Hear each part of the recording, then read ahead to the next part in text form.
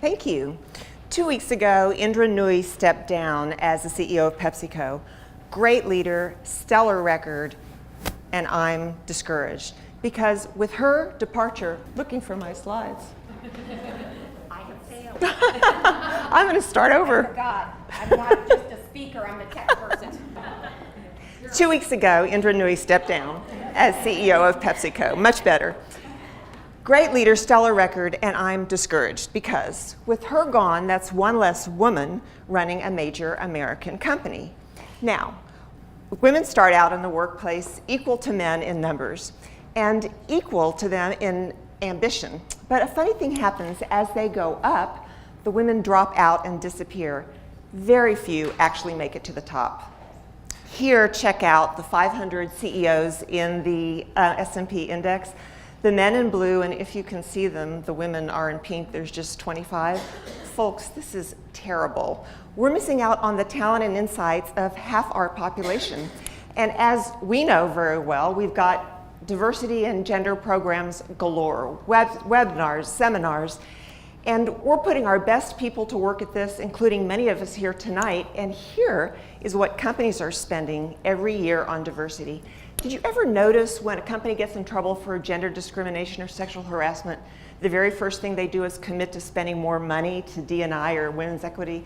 And I find myself thinking the money's nice, but it's all too easy to throw money at a problem as a kind of lip service, and we're not actually getting our money's worth if we're not getting more women into positions of power and influence, which is why I call it lipstick on a pig.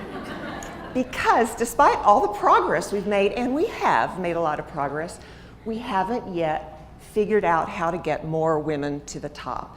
And this is a problem.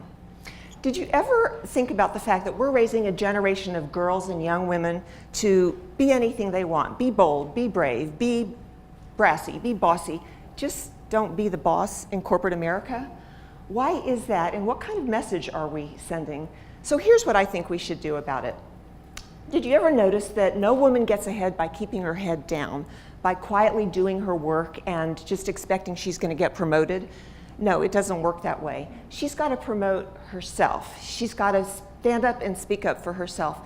And folks, these skills are all teachable. We can teach women and support women to do these, but most companies aren't focused on it.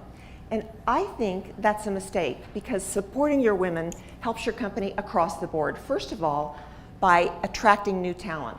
Millennials and younger, totally turned off by companies that don't value diversity. Same-o, lame-o leadership, if they see that, you're gonna lose the war for talent. Then, retaining that talent. Don't let your great women drop out of the pipeline because they don't see a great future for themselves. Companies that invest in their women keep their women. So make sure you make your women see that they're valued. Then, brand ambassadors. This is Anne Finucane at Bank of America. She's the vice chair, and every time she speaks in public, she's not only talking about financial services and investment banking, she's also talking about brand, about B of A being a female-friendly brand. Same with role models. This is Carla Harris at Morgan Stanley, fantastic speaker and a gospel singer, and an inspiration to all the women in Morgan Stanley. Okay, rainmaking. In this age, in our times, all the information that we could ever want is available on Google, right? But expertise is highly valued, and clients pay a lot for it. So if your women are experts, show them off. When Indra Nooyi stepped down at PepsiCo, she was asked why she wasn't passing on her role to another woman. And she said she just didn't have the female bench strength, right? And she said, quote, everybody's trying to get high-profile women. So, female thought leadership supports your business across the board, and it delivers ROI internally within your organization and externally in the marketplace of ideas, branding, and reputation.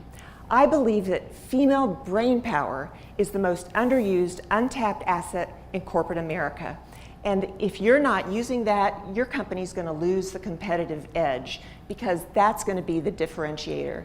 So, for all the women here tonight, raise your hands if you're speaking up and showing up at conferences and programs and events like this, and raise your hand if you're going to be sharing your views in op-eds and articles and podcasts. Just remember this. I hope to see more hands. Just remember this. Female talent is your most valuable asset, and building great talent is your business. So make developing female talent your priority. Thank you.